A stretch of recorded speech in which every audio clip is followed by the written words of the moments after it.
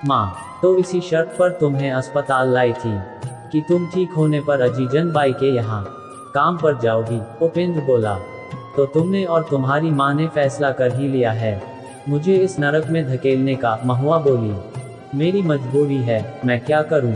उपेंद्र बोला, तो इसका मतलब है कि तुम मुझसे प्यार नहीं करते? महुआ ने पूछा। महुआ, सच बताऊं तो पहले तुमसे प्यार नहीं करता था क्योंकि तुम्हारी अहमियत नहीं थी मुझको, लेकिन अब मैं तुम्हें चाहने लगा हूँ। मुझे भी तुम्हारे साथ की जरूरत है। तुमसे पहले भी मैंने कई बार मिलने की कोशिश की लेकिन माँ के डर से तुम्हारे करीब ना आया। उपेंद्र बोला, तो अब तुमने क्या सोचा है? महुआ ने उपेंद्र से पूछा। करना तो हमें वही पड़ेगा जो माँ ने कहा था।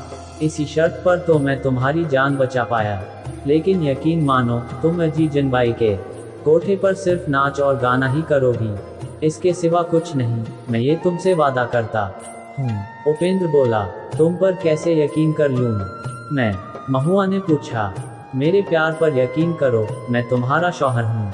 मैं कभी नहीं चाहूँगा कि दूसरा और कोई भी तुम्हें हाथ लगाएं। उपेंद्र बोला, लेकिन तुम अब ये वादा करो कि तुम हमेशा मेरे साथ रहोगे वहाँ अजीजन बाई के यहाँ भी। महुआ बोली, तुम और मैं हमारे घर में ही रहेंगे। तुम केवल वहाँ नाचने और गा जाओगी। तुम्हें ले जाने और वहाँ से लाने की जिम्मेदारी मेरी होगी। मैं माँ से ये बात कहूँगा कि हम अपने घर पर ही रहेंगे। उपेंद्र बोला, सच कहते हो? महुआ बोली, हाँ बिल्कुल सच। ये कहकर उपेंद्र ने महुआ को पहली बार अपने सीने से लगाया।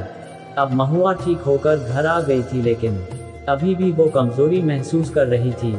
इसलिए उपेंद्र अब घर से बाहर ना जाता, घर में रहकर उसका ख्याल रखता था। वो मधुबनी को अब महुआ के पास फटकने भी नहीं देता था। ये देखकर मधुबनी खींच उठती, लेकिन अब वो कुछ नहीं कर सकती थी क्योंकि महुआ और उपेंद्र ने उसकी शर्त जो मान ली थी। अब उपेंद्र कहता कि वो उसकी पत्नी है, इसलिए उसके दुख दर्द का ख्याल रखना उसका ही फर्ज है। तुम्हारा हमसे सिर्फ रुपए का नाता है। जब महुआ कमाने लगेगी तो अपना हिसाब पूरा कर लेना, और उसके कमरे में तुम अब भूल कर भी कदम नहीं रखोगी।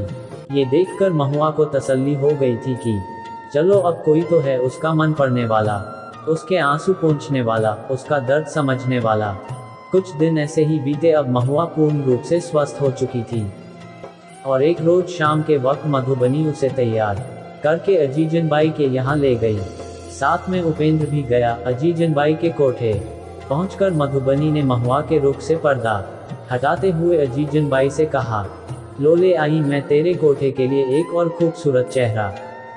अजीजन बाई ने जैसे ही महुआ को देखा तो उसका रूप लावण्य देखकर बोली, मधुबनी बाई, यूं तो तुम पहले भी हमारे कोठे पर नायाब खूबसूरत चेहरे लाती रही हो, लेकिन ये सुंदर मोती समुद्र की किस तलहटी से ढूंढ कर लाए हो।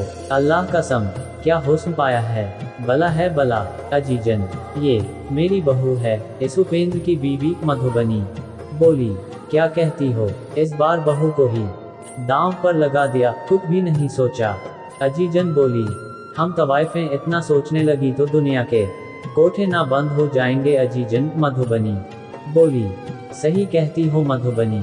अजीजन बोली, लेकिन एक शर्त मेरी भी है कि ये सिर्फ नाचेगी और गाएंगी, यहाँ रहेगी नहीं। मधुबनी बोली, ठीक है मधुबनी, इस नायाब मोती के लिए तो हमें हर शर्त मंजूर है। वैसे इसका नाम क्या है?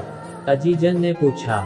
इसका नाम महुआ है। मधुबनी बोली, तुम ही सब कुछ बोलोगी, जरा हमें भी तो इस फूल की आवाज सू का मौका दो, नहीं तो कैसे पता चलेगा हमें कि ये गाती भी है। अजीजन बोली, जी मेरा नाम महुआ है। महुआ बोली, आवाज तो बहुत ही सुरीली है तेरी, माशाल्लाह। और आज से तेरा नाम महुआ नहीं मोती बाई होगा। तुम्हें कोई एतराज तो नहीं?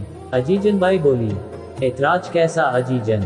मधुबनी बोली, अरे मधुबनी, मैंने तुझसे नहीं महुआ से पूछा है। अजीजन बाई बोली, जी मुझे कोई एतराज नहीं। महुआ बोली, ठीक है तो आज ये तय हुआ कि तुम्हारा नाम मोती बाई है और मुझे आज से तुम खाला जान बुलाओगी। अजीजन बाई बोली, ठीक है खाला जान। महुआ बोली, और उस दिन आखिर महुआ के पहले कदम कोठे पर पड़ ही गए।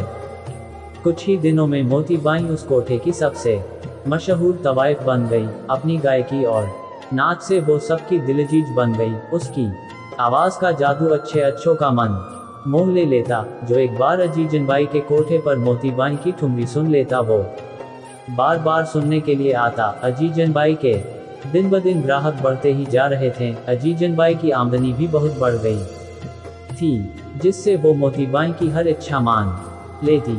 मोतीबाई जो भी कहती तो अजीजन बाई कभी भी उसकी बात नहीं काटती। इस तरह मोतीबाई इस काम से खुश तो नहीं थी, लेकिन उसके पास अब दौलत और शोहरत की कोई कमी नहीं थी, जिससे उसकी सास मधुबनी का मुंह भी बंद रहता। मोतीबाई ने अब खुद का एक अच्छा सा घर खरीद लिया था। उपेंद्र भी मोतीबाई का बहुत ख्याल रखता।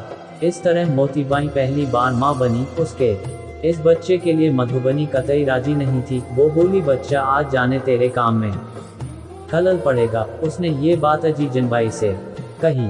अजीजन बाई ने जब मधुबनी की बात सुनी तो बोली, मधुबनी, ये तो अल्लाह ताला का दिया हुआ खूबसूरत तोहफा, इसे तू क्यों ठुकरा रही है? कुछ ही महीने तो मोतीबाई का काम रुकेगा, ज़्यादा से ज़्यादा 1 साल। इसके बाद जब मोती गाया करेगी तो बच्चे को मैं संभाल लिया करूँगी। खुद की औलाद का सुख ना तुझे मिला और ना मुझे मिला तो इसका मतलब ये तो नहीं कि और भी ये सुख ना ले पाए। इस बच्चे के इस दुनिया में आने के बाद तेरा जो हर्जाना होगा वो मैं भरूंगी, लेकिन बच्चे को इस दुनिया में आने से मत रोक। अजीजन बाई की बात सुनकर मधुबनी बोली, मुझे कोई एतराज़ नहीं अगर तुम मुझे पैसों दोगी। और इस तरह कुछ महीनों बाद महुआ की पहली संतान इस दुनिया में आई, जो कि एक बेटी थी। परियों सी सुंदर, फूल सी नाजुक, अपनी माँ की हमशक्ल महुआ और उपेंद्र उसे देखकर फूले नहीं समाये। प्यार से उसका नाम उन्होंने रिमझिम रखा। रिमझिम के कुछ महीनों का होते ही महुआ फिर से नाचने गाने जाने लगी। उसका शरीर देखकर अब भी नहीं लगता था कि वो एक बच्चे की माँ है। मोतीबाई के लौटने से एक बार फिर अजीजन का कोठा आबाद हो गया। कोठे की रौनक बढ़ गई। अजीजन बाई की झोली रूपों से हर रात भर जाती। लौंग मोतीबाई की ठुमरी सुनकर इतना खुश होते थे। अब मोतीबाई ने गज़लें गाना भी शुरू कर दिया था। अजीजन बाई उसे मशहूर शायरों की गज़लें लाकर देती और कहती, इनका भी रियाज करो। लौंग आजकल ये भी सुनना पसंद करते हैं और मोतीबाई ऐसा ही करती। लेकिन रात किसी गांव के जमींदार अपनी बग्घी में कोठे से होकर गुजरे। उन्होंने जैसे ही मोतीबाई की गज़ल सुनी तो कोचवान से बग्घी रोकने को कहा और कोठे के भीतर गए। वे मोतीबाई की गज़ल बेसुध होकर सुन रहे थे। जब गज़ल खत्म हुई तो सबके जाने के बाद वे बोल पड़े, क्या गला पाया है आपने? कसम से कहते हैं कि ये नजाकत, ये गाने की अदा हमने आज तक किसी में नहीं देखी। अपनी जिंदगी में हमने बहुत गाने वाली सुनी है, लेकिन मोहतरमा आप जैसी गायकी आज पहली बार सुनी। जमींदार की बात सुनकर अजीजन पूछ बैठी, कौन है जी आप? पहले तो यहाँ कभी नहीं देखा। हम तो मौसीकी के कद्रदानों में से एक हुआ करते हैं। जमींदार प्रभात सिंह हैं हम। वो जमींदार बोले, अच्छा हुजूर, आइए तशरीफ रखिए। आप जैसे कद्रदानों की तो हमें भी बहुत कद्र रहती हैं। अजीजन बाई बोली, इन मोहतरमा की आवाज़ का जादू हमें यहाँ खींच लाया। माशाल्लाह, जितना अच्छा गला पाया है, सूरत भी खुदा ने वैसी ही बख्शी है।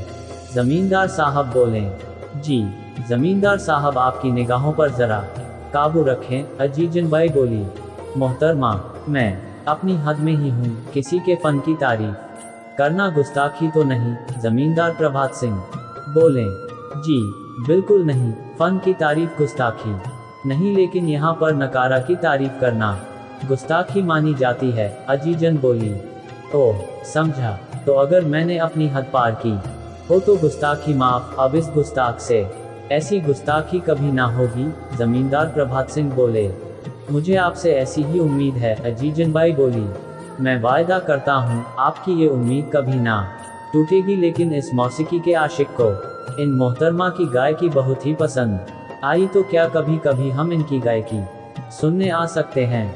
जमींदार प्रभात सिंह ने पूछा।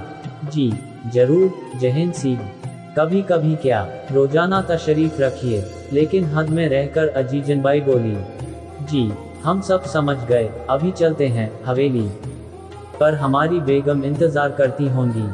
जमींदार प्रभात सिंह बोले, जी, वो इसलिए कि हम शायर हैं और जो गजल अभी ये मोहतरमा गा रही थी वो हमारी ही लिखी हुई है। जमींदार प्रभात सिंह बोले, लेकिन वो तो किसी बेनाम शायर ने लिखी है। इतने में मोतीबाई बोल पड़ी, जी, हम जमींदार होकर अपनी गजलों की छपी किताब में अगर ये नाम डालें कि शायर जमींदार प्रभात सिंह तो कितना भद्दा लगेगा। प्रभात सिंह बोले। ये सुनकर सब हंस पड़े और अजीजन बोली, आप बहुत ही दिलचस्प इंसान हैं। जी, तो हम चलते हैं, फिर कभी मुलाकात होगी। और इतना कहकर जमींदार प्रभात सिंह चले गए। अब जमींदार प्रभात सिंह का कोठे पर आने का सिलसिला जारी हो गया। वो केवल मोतीबाई की गजलें सुनने ही आते थे, बदले में अपनी लिखी कुछ शायरियां और गजलें मोतीबाई को दे देते। 15 गांवों के जमींदार थे वे। भगवान की दया से उनके 2 बच्चे थे, एक बेटा और एक बेटी। दोनों बच्चे अपनी नानी के पास ही रहते थे। इसके आगे की कहानी अगले एपिसोड में।